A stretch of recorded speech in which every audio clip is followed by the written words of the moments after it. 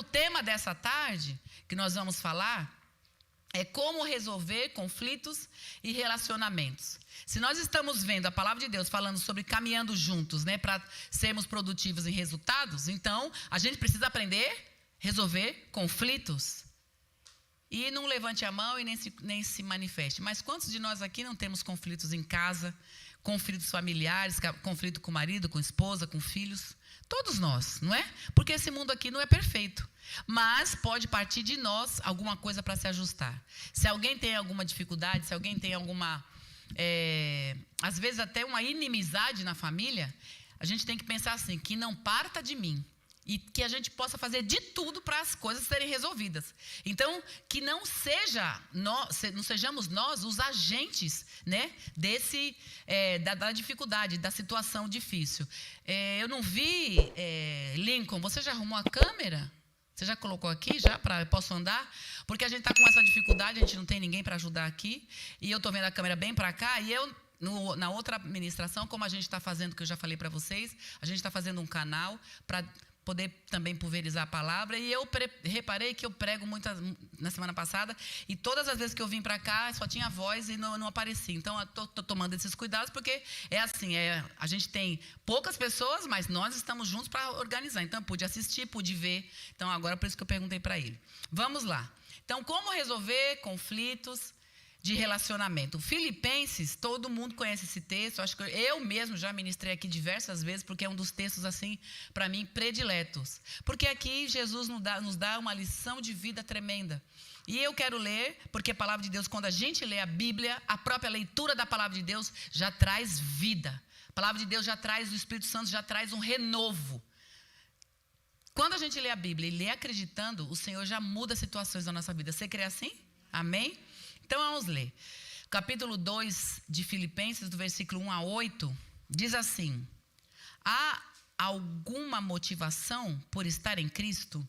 Há alguma consolação que vem do amor? Há alguma comunhão no Espírito? Há alguma compaixão e afeição? Paulo perguntando, né? Então, completem minha alegria concordando sinceramente uns com os outros, amando-se mutualmente e trabalhando juntos com a mesma forma de pensar e um só propósito. Não sejam egoístas, nem tentem impressionar ninguém. Sejam humildes e considerem os outros mais importantes que vocês. Não procurem apenas os próprios interesses, mas preocupem-se também com os interesses alheios.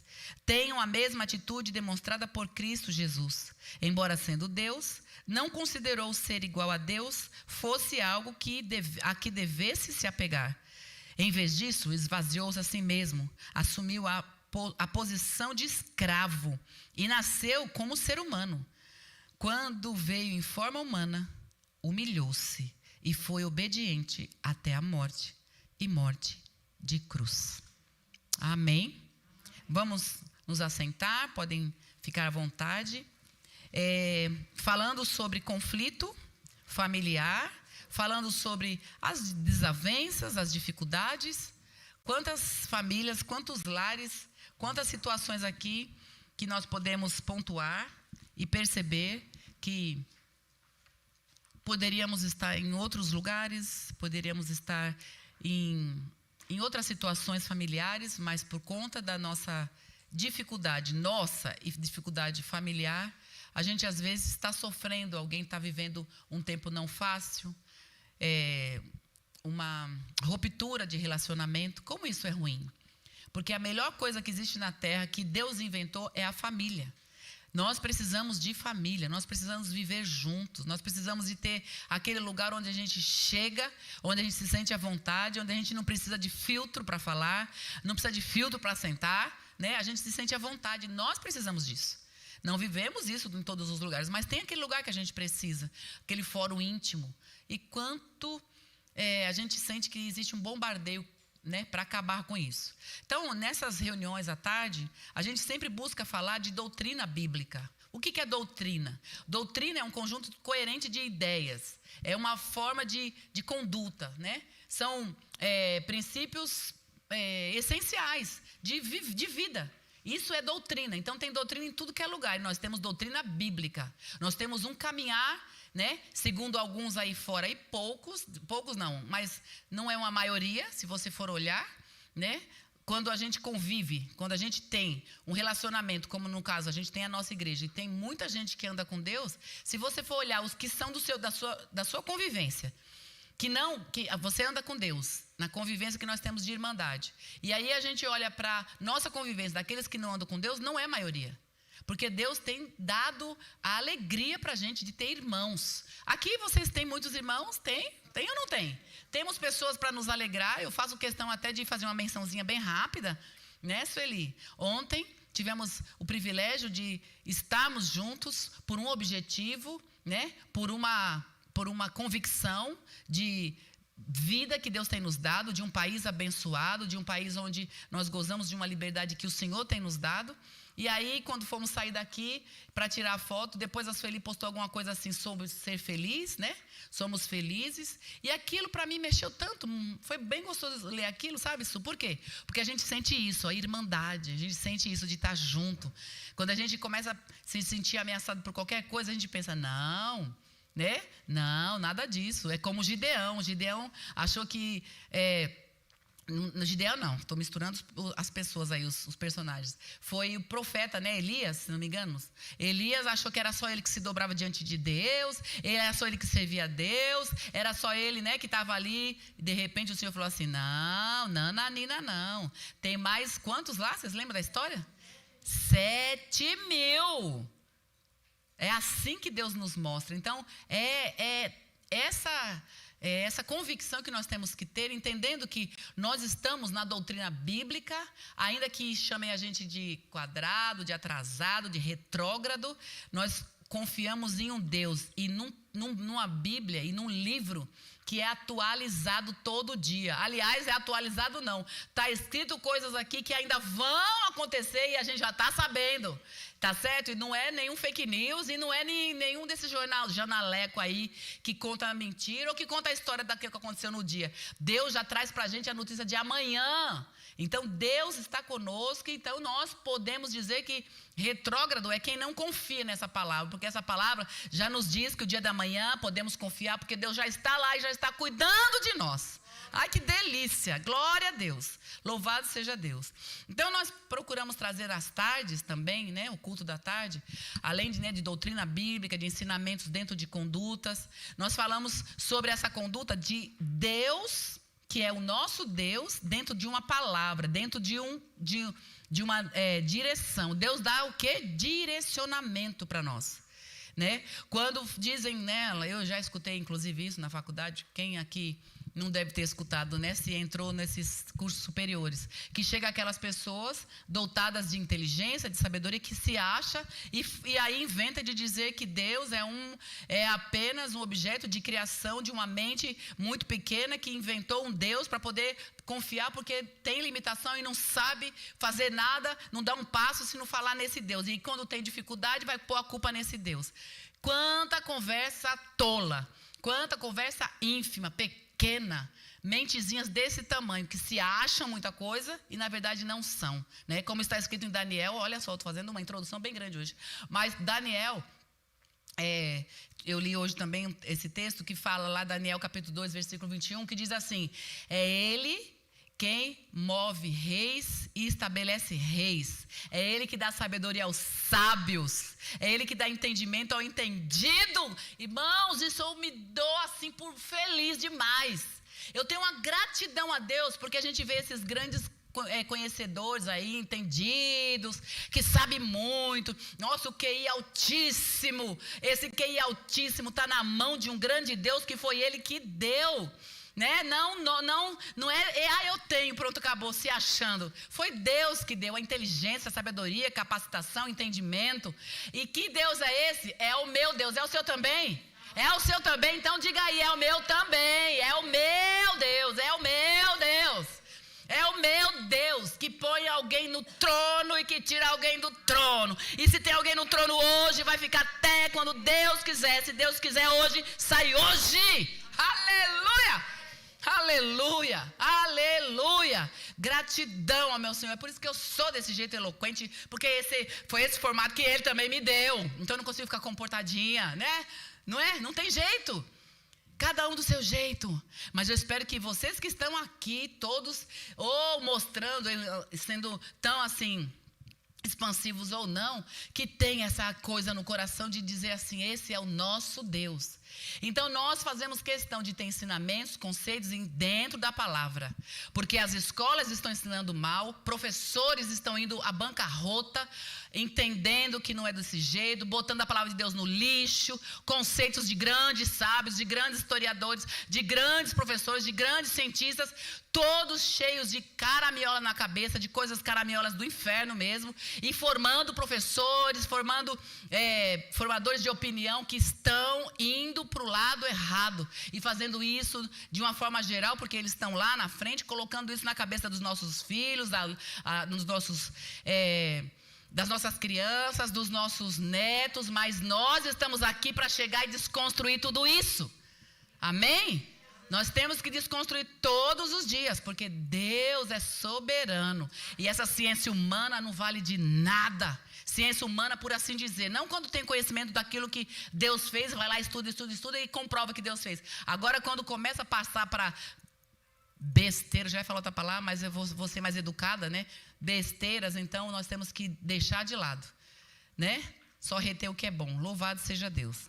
Eu não pretendia fazer essa introdução toda, mas quando eu fico pensando em doutrina bíblica, que é doutrina na palavra, eu começo a lembrar daqueles que diziam assim, por isso que fica, querendo dizer que serve a Deus, porque precisa de Deus. Pois é, eu preciso de Deus. Eu preciso de Deus. E esses daí, quando estão no leito de dor, quando um câncer pega, quando uma doença grave pega, cadê? O que adiantou todo o entendimento? Então aí vai atrás de quem? Dos retrogradinhos, nós. Aleluia, eu estou muito cheia de Deus, queridos. Eu tenho uma empolgação sempre de falar desse nosso Deus, porque nosso Deus é poderoso e perfeito. Aleluia, nós temos que andar realmente entendendo isso e profetizando na vida das pessoas e declarando isso. Glória a Deus. Mas vamos lá. O texto, né, pontualmente, traz alguns ensinamentos, alguns pontos para nós resolvermos conflitos. Então vamos pensar aqui, como resolver conflitos? Não vamos falar de algo novo de repente, né? Não vamos falar de algo que eu descobri ontem, não. Mas vamos falar da palavra de Deus, porque todo dia ela é importante ser falada e quem sabe hoje é um dia de nós estarmos, eu sei que é, porque Deus nos dirigiu a ministrar sobre isso, que hoje é um dia de a gente acertar, corrigir rotas. E a maneira de corrigir rotas tem aqui alguns caminhos nesse texto. A primeira coisa para resolver problemas, resolver conflitos, né, de relacionamento, o versículo 2 está trazendo aqui que nós precisamos concordar sinceramente uns com os outros. A primeira parte do texto diz exatamente isso, no versículo 2. Que nós devemos, aqui Paulo fala, então complete minha alegria concordando sinceramente uns com os outros. E o que é concordar sinceramente uns com os outros? Essa tradução, eu uso a NVT, outras traduções não vão dizer diferente. Então, o que é concordar sinceramente uns com os outros? Concordar com o objetivo da família. Porque, às vezes, o que acontece na família? A gente, às vezes, pende para um lado, não vou falar de coisas pequenas, sobre como o que pintar a parede, que cor pintar a parede, ou para onde vamos viajar, ou a cor do móvel que vai comprar. Nem posso falar sobre isso, mas eu vou... aqui a internet vai saber, mas eu deixo para lá. Ia falar. Mas o João esses dias estava falando que precisava comprar um sofá, porque o nosso já está velho. Tanto sentar no mesmo lugar, vai ficando velho. E quando eu chego em casa, ele comprou uma cor.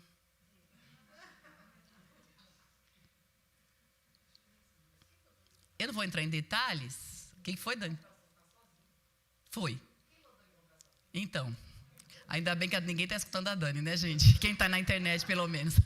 Enfim, eu olhei aquilo e fiz assim, não é essa cor, esse modelo. Para mim, assim, foi algo que em outros tempos, mas eu fiz assim, mais valioso do que ter tudo combinando é a paz na minha casa.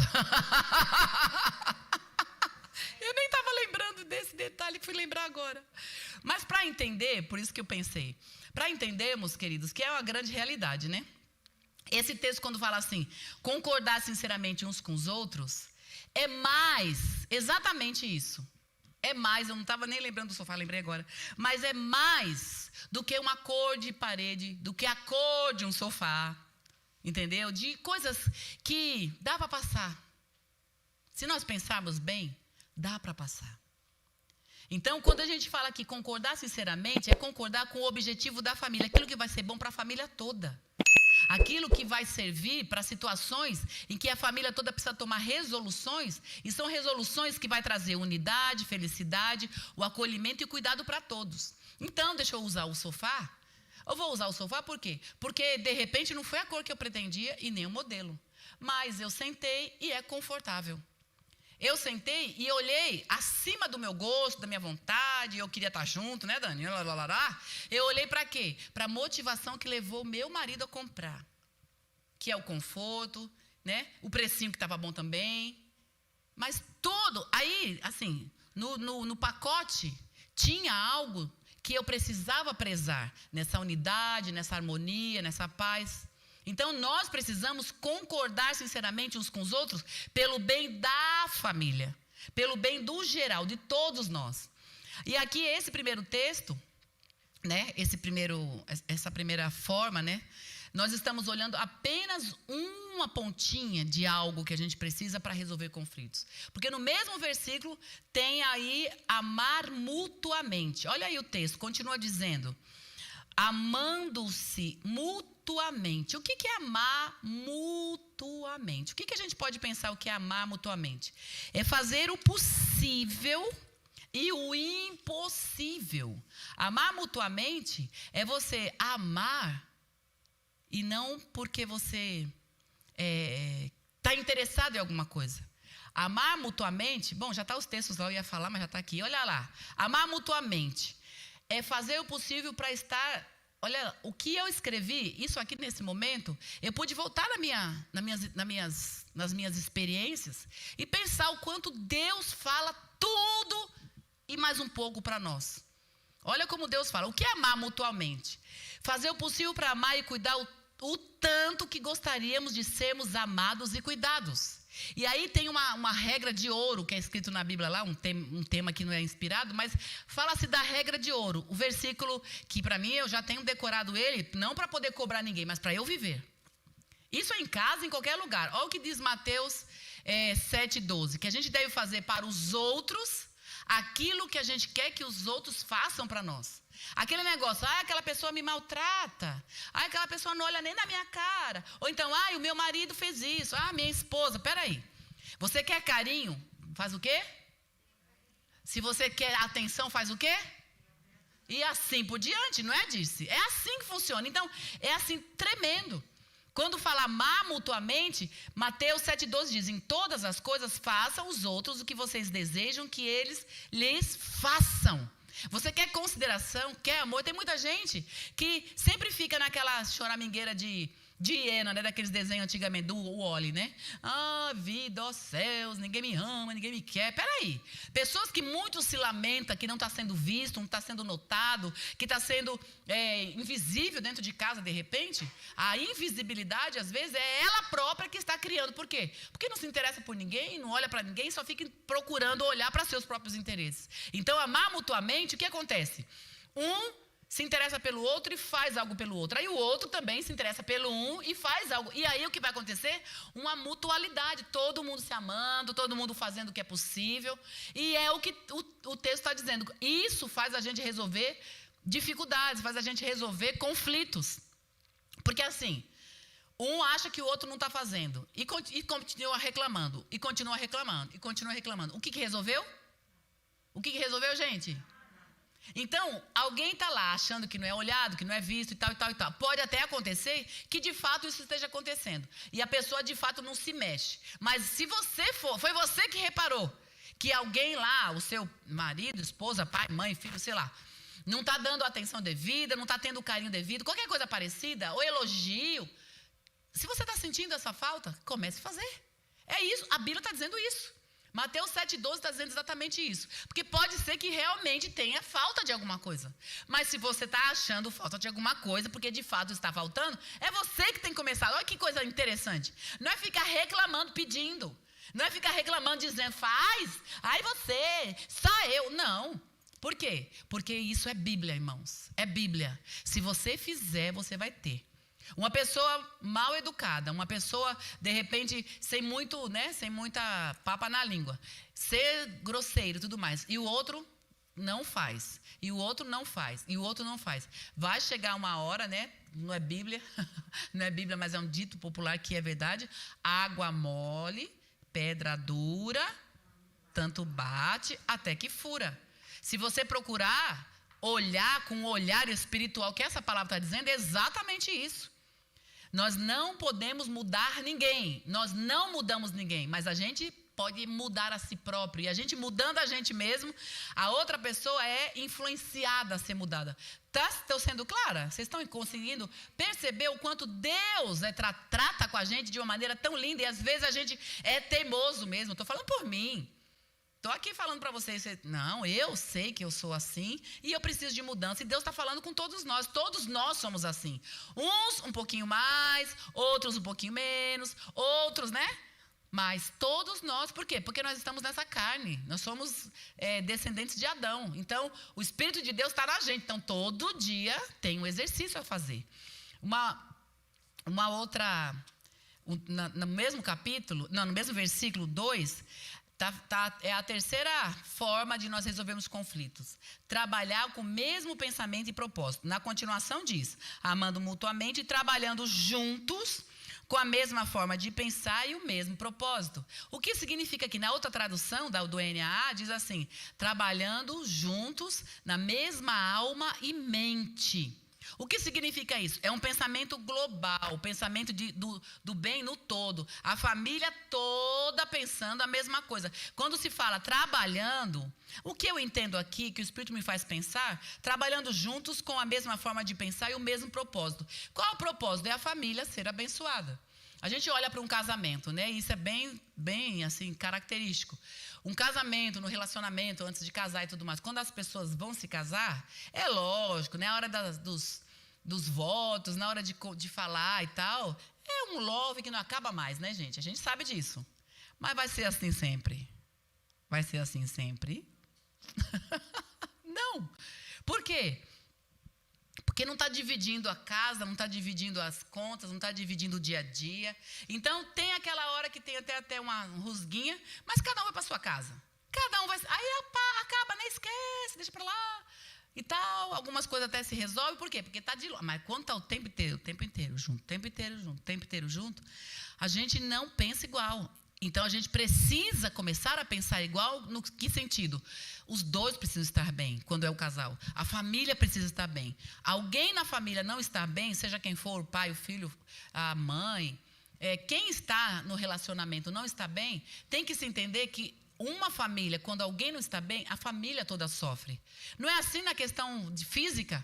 Quando a gente tem uma pessoa, né? Eu vejo, falando agora, eu estou olhando aqui para a Judite, a Ju querida, que está agora se recuperando, graças a Deus, mas passou por tanta dificuldade de saúde, né?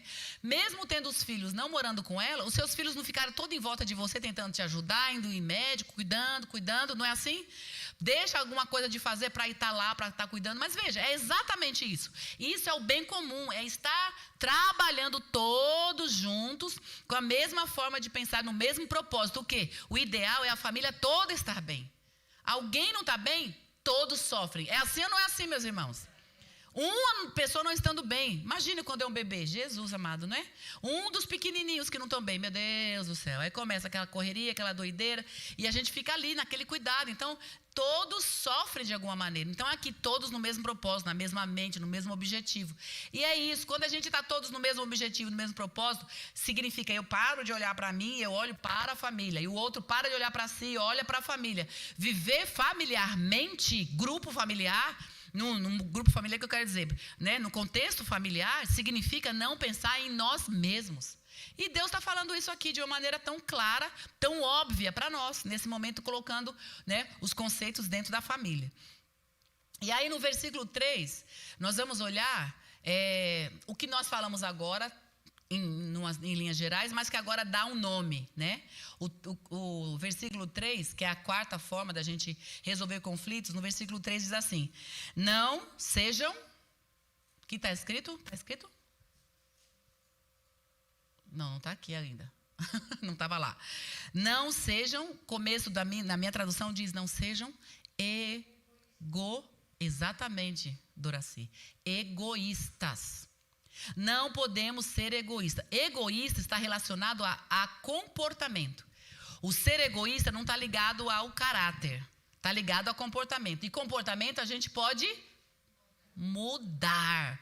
Exatamente, Rosinha, modelar. Ser egoísta faz parte das pessoas, mas é um comportamento que pode ser mudado. Na verdade, o que é ser egoísta? Em linhas gerais, é ter amor próprio excessivo. É o tal do primeiro eu. Então, é um amor excessivo, a pessoa se torna egoísta. Hoje, nós estamos vivendo uma geração de gente egoísta, de crianças egoístas. Por quê? Porque os pais, tudo é em função dos filhos, tudo olha para eles. No sentido de ter cuidado, no sentido de dar carinho, de dar amor, de tentar dar uma escola boa e blá, blá, blá, ok. Só que o que acontece hoje? Os filhos são reizinhos. Eles nascem e quando começam, a ter, uma emancipação de falar, de dizer o que quer, o que pensa e tal, o que sente, aquela criança se torna um reizinho. É tudo para ele. Tudo ele vai dizer, o que ele acha, o que ele não quer, e se torna o quê? A família começa a criar um reizinho egoísta.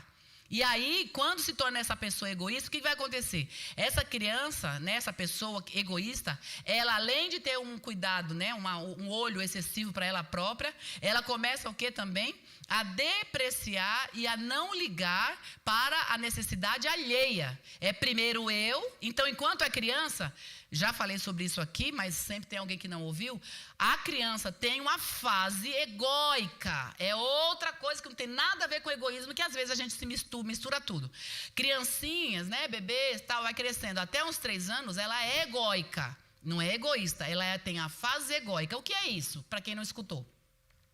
É a fase que a criança ainda não sabe do pensamento, ela não tem a percepção de que o mundo não gira do jeito que ela pensa. Então, ela começa a usar o pensamento e ela está lá fazendo um brinquedo, está brincando ela aqui numa escola, a Dani deve ver bastante isso, crianças pequenas, Tem uma criança brincando com um brinquedo aqui, tem outra criança brincando com um brinquedo lá.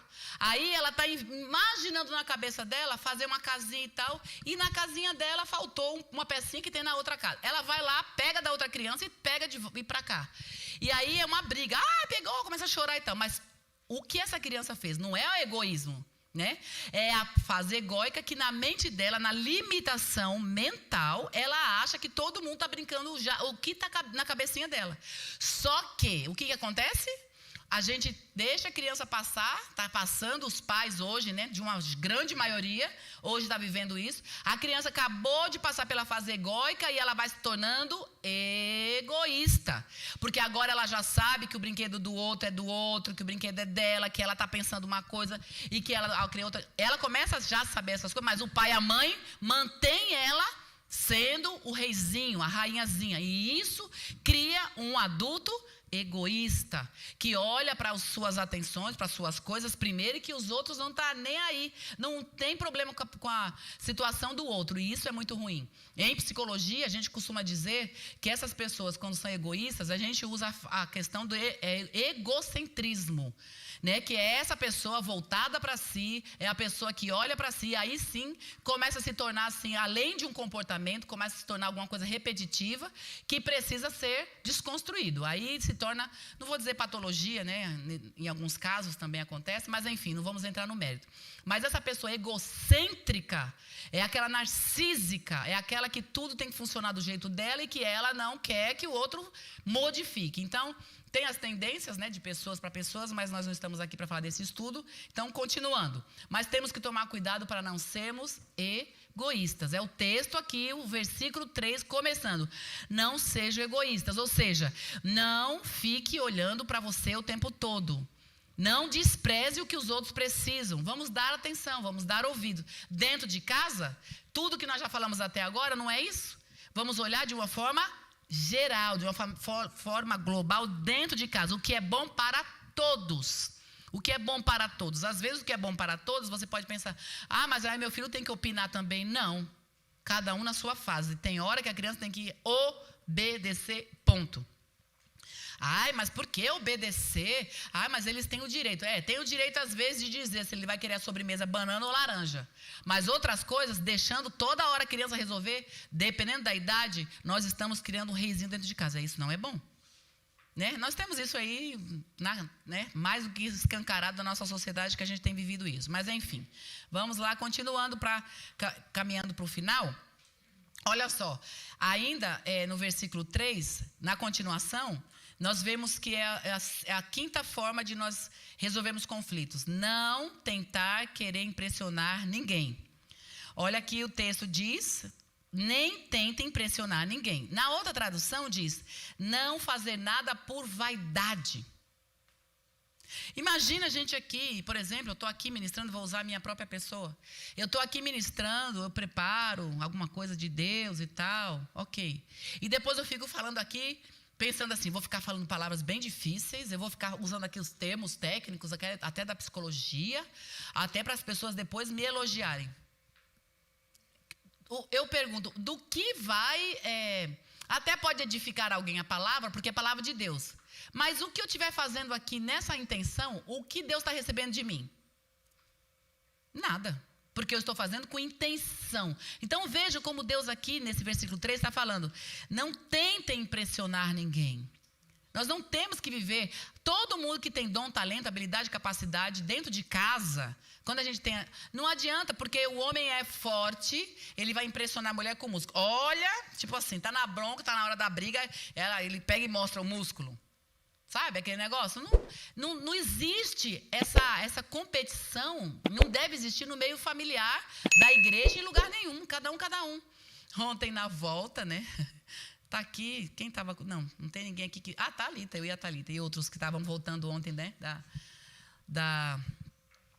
Da Paulista, quando nós estávamos voltando, resolvemos caminhar bastante para poder pegar um ônibus só e entramos por uma rua que era muito sinistra. Sabe aquelas ruas onde todo mundo invade? Então todo mundo é dono, mas então todo mundo vai, todo mundo é dono, então ninguém é gente do bem, né? Não preciso dizer mais nada. E a gente teve que calar a boca e ficar quietinho, e não íamos falar mesmo, porque a gente ouviu tanto xingamento, gente xingando, brigando, falando um monte de bobeira, porque nós não estávamos de acordo com o que as pessoas ali queriam. Mas nós estávamos na rua caminhando. Então, observem como a gente precisa tomar cuidado em relação ao que está escrito aqui em todos os momentos. A gente não estava ali querendo impressionar ninguém, nós estávamos ali caminhando, andando. A intenção do nosso coração, Deus sabe. O que nós estamos fazendo todo o tempo dentro de casa, Deus sabe. Às vezes falamos algo que o outro pode interpretar errado. Então, nós não temos culpa daquilo que o outro fala, né? Do que o outro interpreta, aliás. Porque assim, nós sabemos muito bem falar, mas e a interpretação? Quantas dificuldades, quantas famílias não acabam por causa da interpretação? Porque a gente escuta alguma coisa e sempre leva para o lado mal, para o lado ruim, para o lado não bom. Então, é uma oração que a gente precisa fazer, viu, queridos? Eu faço, inclusive, essa oração. Eu olho para mim, eu prescruto o meu coração e falo, Deus, me ajuda, porque meu coração é mau. Meu coração não é bom. Eu não sei vocês, talvez todos aqui tenham um coração muito bom. O meu não é bom. Então, muitas vezes eu falo, Senhor, me ajuda. Eu não posso interpretar errado algumas coisas. Às vezes vem errado, o negócio está lá na cara, que até cego enxerga, né? Mas quando não é assim, quando nós precisamos, assim, abaixar a guarda. Essa fala nesse sentido aqui, de não tentar impressionar, é exatamente isso. Você abaixa a guarda, tanto para você não querer impressionar ninguém e para também não interpretar errado. Né? Quanto a gente precisa disso? Fazer por vaidade, fazer para mostrar. Cada um que tem a capacidade e a habilidade, vamos fazer. Aí o que os outros interpretar, tipo assim, desculpa, problema do outro. Está fazendo com alegria, está fazendo, seja o que for, de maneira que for, né, Su? O que a gente for fazer dentro de casa ou fora dela, vamos fazer tudo e muito intensamente. Eu penso, se Deus nos dá dom, capacidade, talento para um monte de coisa, a gente tem que usar. Por que vai guardar, gente? A vida é essa, e pequena ainda, muito limitada. É aqui que a gente tem que fazer o que Deus nos chamou para fazer. Como o outro interpreta, não importa, mas nós precisamos fazer, entendendo que a intenção do nosso coração, Deus conhece. Né? E por último, a gente vai falar aqui, ainda nesse versículo 3 também, que diz assim, depois de falar, não seja egoísta, não tente impressionar ninguém, sejam humildes. Porque o restante que está para baixo é só repetição. Na verdade, repetição o quê? De conceitos. Conceitos de Deus. Se você ficar lendo lá, você vai ver que coisas que estão lá para baixo, nós já falamos. Mas eu quero terminar aqui, nessa parte, sobre uma outra maneira de nós não arrumarmos intrigas, de nós resolvermos os conflitos de família. Nós resolvemos com essa outra ferramenta aqui, essa outra maneira, né, de agir, esse outro comportamento, a gente evita problema em casa, a gente evita problema na rua, a gente evita, como ontem nós evitamos, porque a gente tinha todo direito, estava passando, sem ninguém conhecer, começaram a xingar a gente. A Sueli disse que estava chegando aqui com o pastor Carlos também, e umas meninas começaram a xingar. Mas espera aí, a educação é nossa, graças a Deus, aleluia, né? Enfim, então, em todos os lugares, nós temos maneiras de evitar conflitos. Em todos os lugares, com todos esses comportamentos que nós falamos aqui. E por último aqui, sendo humilde. Que coisa, ser humilde é incrível, né? O restante do texto que nós lemos até o versículo 8 fecha com chave de ouro falando de Jesus. Jesus era homem, não era homem, era Deus, ele se fez homem, nasceu nessa terra suja, ele veio no nosso meio andar nessa carne por amor. Olha o que traz no bojo da humildade, esse amor poderoso, maravilhoso. E aí, falando de humilde, pessoas que agem com simplicidade, características de pessoas que sabem assumir, olha só, humilde é a pessoa que sabe assumir responsabilidade, que a arrogância, né, que o narizinho para cima, tudo abaixa. É reconhecer erro, perceber, somos humanos mesmo. E todos nós, todos sem exceção, todos nós temos dificuldade com isso. Uns um pouco mais, outros um pouco menos. Aquele negócio de dizer assim, olha, desculpa, como hoje os jovens usam. Eu lembro na época da jovem, nem tanto, eu acho que agora já nem pode ter mudado a fala, né? Mas eu lembro das filhas, quando eram adolescentes, quando eu falava alguma coisa, elas, ai mãe, foi mal. Aí eu falava, foi mal o quê? Você lembra disso, Thalita? Foi mal o quê? Tem que pedir desculpa. Quer dizer, era a forma de pedir desculpa, foi o mal, né? Hoje a gente percebe que tem pessoas que têm muita dificuldade de verbalizar. Então faz o quê? Dá um presente, né? Faz uma carinha, sei lá. Tem várias maneiras de se pedir desculpa. Mas a maneira de verdade, realmente, é a atitude mudada, né? Só pedir desculpa também pedir desculpa e continuar do mesmo jeito, não adianta nada. Então são ações mudadas. E é a pessoa que tem humildade que consegue. Então nem sempre, né? Nem sempre todos estamos preparados para isso. A dar uma mancada e depois reconhecer. Mas é exatamente, pessoas que reconhecem, pessoas que realmente se esvaziam e que é o que a gente precisa aprender, né? Sempre desarmar. O desarmar-se.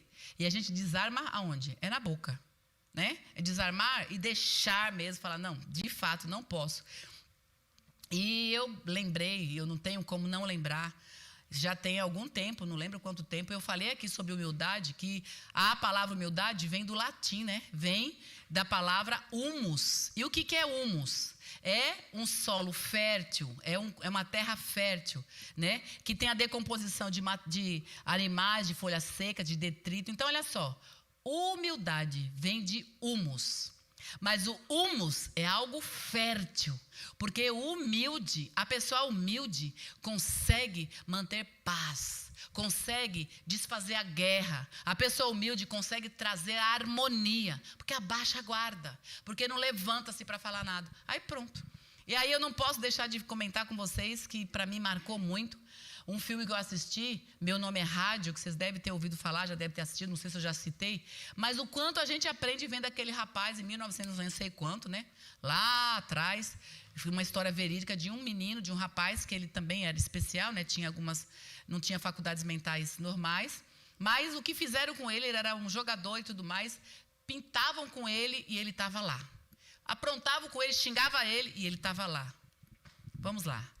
Quem de nós, ouvindo um xingamento, uma depreciação, né, na nossa cara, assim, falando um monte de coisa, a gente vai lá e sorri, abraça e beija? A gente pode aprender isso dentro de casa, quem tem criança. Porque não é assim? Eu lembro das minhas filhas. A gente vai lá e fala e tal, e aquele dia que não fala só o que merecia, mas a gente extravasa, fala coisas erradas, põe de castigo, a criança chora. Daqui a pouco, o que vem a criança fazer? Vai e abraça, né? Vai lá e nos abraça, não é assim? Vai lá, mostra carinho, desarmados. Que o Senhor nos ajude, queridos. É isso que a gente precisa. Vamos colocar em pé? Eu quero ler o último texto junto com vocês, entendendo que essa tarde é a tarde de nós falarmos: Senhor, nos perdoe. Cada um, individualmente: Senhor, me perdoe. Alguns de nós lembrou de alguma coisa, outros de nós podemos até nem lembrar.